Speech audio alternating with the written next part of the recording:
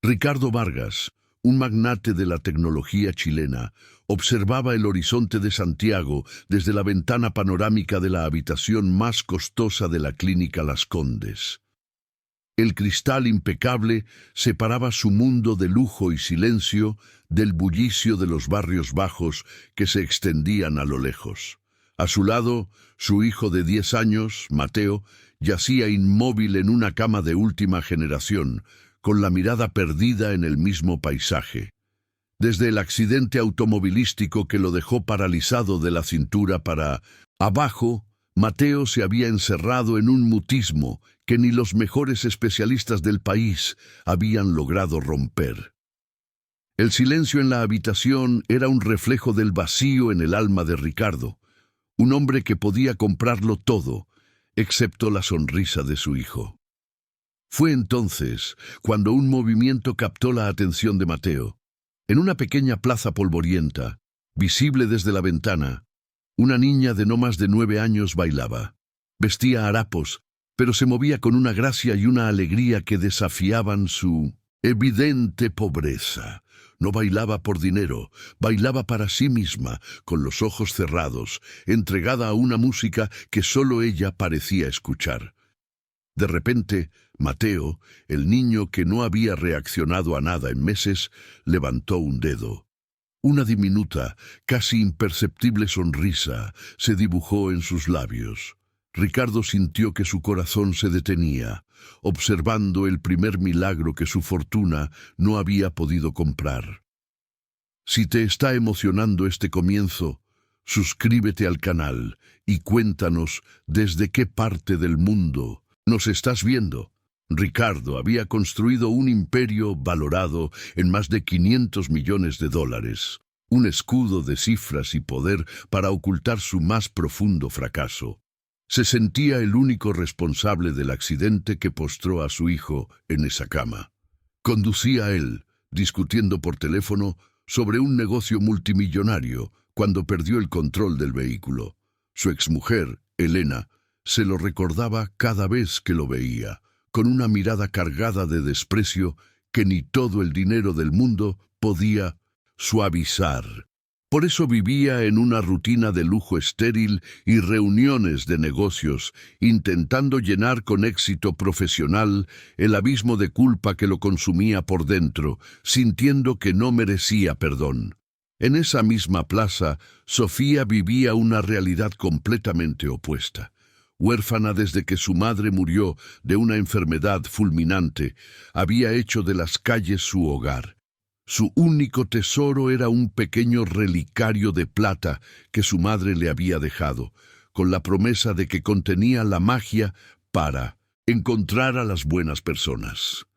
A pesar del hambre y del frío, Sofía se aferraba a la pureza de sus recuerdos, especialmente a las tardes en que su madre le enseñaba a bailar, diciéndole que la danza era el lenguaje del alma. Bailar no era solo una forma de escapar, sino de mantener vivo el espíritu de la única persona que la había amado incondicionalmente. Sin pensarlo 2 veces, Ricardo ordenó a su asistente que encontrara a la niña y la trajera a la clínica. 1 hora después, Sofía estaba en pie frente a él, con sus grandes ojos curiosos y sus ropas desgastadas. Ricardo le ofreció un fajo de billetes para que bailara exclusivamente para Mateo cada día. Para su sorpresa, la niña rechazó el dinero. «Yo no bailo por billetes, señor», dijo con una voz suave pero firme. «Bailo para los amigos. Si él quiere ser mi amigo, bailaré para él todos los días». Ricardo, acostumbrado a que todo tuviera un precio, se quedó sin palabras ante esa lección de dignidad y pureza. Así comenzó una extraña y hermosa rutina. Cada tarde, Sofía llegaba a la habitación de Mateo y llenaba el silencio con su risa y su baile. No pedía nada a cambio, solo compartía sus historias de la calle y trataba a Mateo no como a un enfermo, sino como a un confidente. Poco a poco, el niño empezó a mostrar progresos asombrosos. Empezó a seguirla con la mirada, luego a sonreír abiertamente y finalmente a susurrar palabras sueltas. Ricardo observaba las escenas con una mezcla de asombro y gratitud, sintiendo cómo la luz de esa pequeña niña comenzaba a disipar la oscuridad que había anidado en su corazón. Sin embargo, la presencia de Sofía en la elitista clínica no tardó en generar problemas. La administración del hospital, presionada por otros pacientes adinerados, se quejaba de la presencia de una niña de la calle en sus instalaciones. Elena, la madre de Mateo, apareció un día gritando que Ricardo estaba usando a una pobre niña para aliviar su propia conciencia, exigiendo que la echara de inmediato. Para ella, Sofía era solo un recordatorio de un mundo que prefería ignorar, una mancha en la fachada de perfección que intentaba mantener a pesar de la tragedia que los había destrozado. Mientras luchaba contra las presiones externas, Ricardo se enfrentaba a sus propios demonios.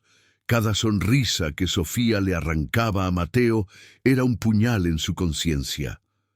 ¿Cómo podía él, un hombre que había fallado de la manera más terrible, merecer esta segunda oportunidad?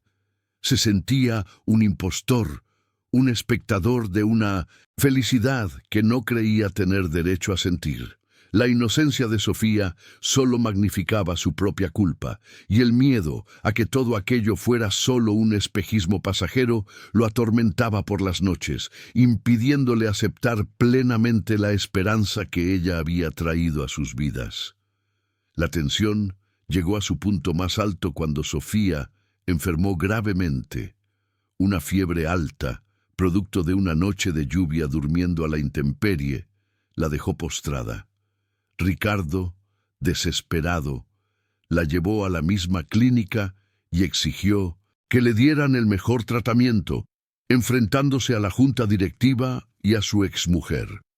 Durante días, Mateo no reaccionó a nada, volviendo a su estado catatónico, demostrando cuán vital se había vuelto la presencia de Sofía para él. Ricardo comprendió entonces que su conexión con esa niña iba más allá de la gratitud.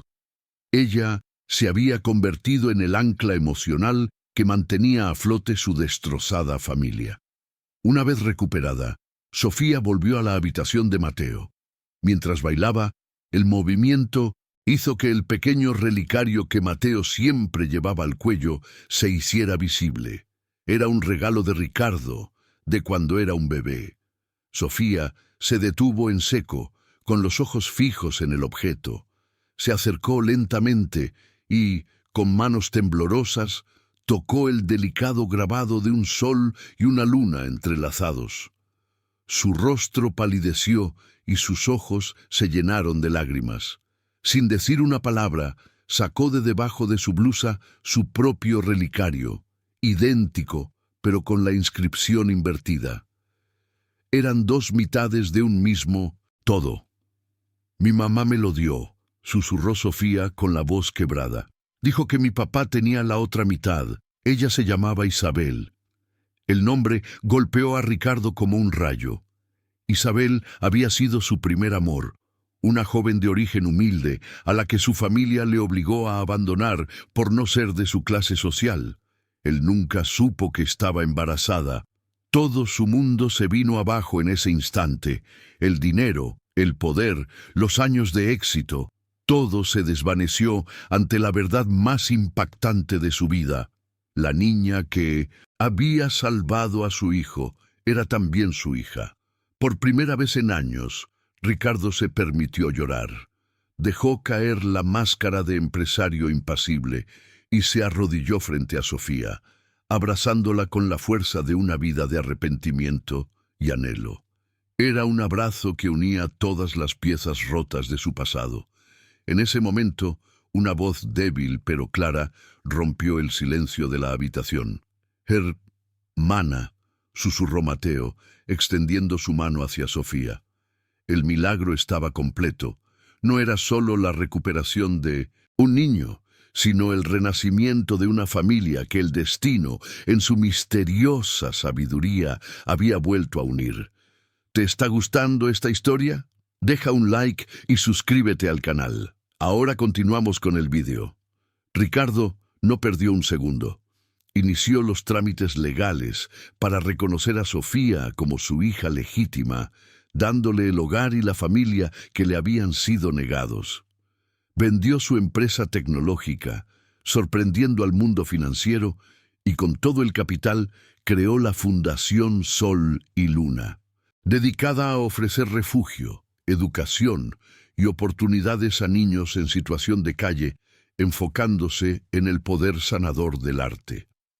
Descubrió que el propósito de su vida no era acumular riqueza, sino distribuirla para reparar el dolor del mundo, empezando por el que él mismo había causado. Los años siguientes transformaron por completo sus vidas. La fundación se convirtió en un referente en todo el país, cambiando el destino de miles de niños. Mateo, con la compañía constante de su hermana, experimentó una recuperación que los médicos calificaron de milagrosa. Aunque seguía en una silla de ruedas, recuperó la movilidad de sus brazos y la totalidad del habla, convirtiéndose en un talentoso pintor. Ricardo, Sofía y Mateo formaban una imagen de amor resiliente, demostrando que las verdaderas familias no se definen por la sangre, sino por los lazos que se construyen con perdón, aceptación y una bondad incondicional. ¿Han hecho algún gesto de bondad que cambió una vida? Dejen un corazoncito si creen que el amor es más poderoso que cualquier riqueza.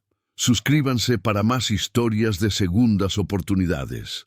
Comenten, el amor no tiene precio, si ustedes también creen en la bondad humana.